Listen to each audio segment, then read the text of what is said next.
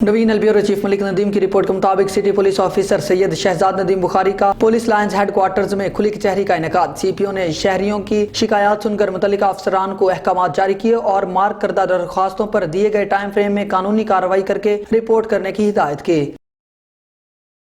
اب بلیٹن میں آگے بڑھیں گے۔ ملک ندیم کی رپورٹ کے مطابق سی پی او سید شہزاد ندیم بخاری کی خصوصی ہدایات پر نیو ایئر نائٹ کے موقع پر راولپنڈی پولیس کا منشیات فروشوں، ناجائز اسلحہ، ہوائی فائرنگ، آتش بازی، ون ویلنگ اور ساؤنڈ سسٹم ایکٹ کی خلاف ورزی کرنے والوں کے خلاف کارروائیاں۔ 70 ملزمان گرفتار۔ انسداد کارروائی کرتے ہوئے 16 افراد کو حراست میں لیا گیا۔ ملزمان سے چرس، شراب، پسٹل، ساؤنڈ سسٹم سامان، آتش بازی، موٹر سائیکل اور دیگر سامان برآمد۔ راولپنڈی ڈویژن پولیس نے کارروائی کرتے ہوئے 32 مقدمات درج کر کے 37 ملزمان کو گرفتار کر لیا۔ پوٹھوہار ڈویژن پولیس نے کارروائی کرتے ہوئے 22 مقدمات درج کر کے 22 ملزمان کو گرفتار کر لیا، جبکہ صدر ڈویژن پولیس نے کارروائی کرتے ہوئے 11 مقدمات درج کر کے 11 ملزمان کو گرفتار کر لیا۔ قانون شکن اور جرائم پیشہ عناصر کے خلاف کارروائیوں کا سلسلہ جاری رہے گا۔ اور آگے بڑھیں گے، آپ کو بتاتے چلیں، بیورو چیف ملک ندیم کی رپورٹ کے مطابق سال 9 کا پہلا مقدمہ درج۔ کینٹ پولیس نے سینکڑوں مرد و خواتین کو نوکری کا جھانسا دے کر لوٹنے والے دھوکے باز کو گرفتار کر لیا۔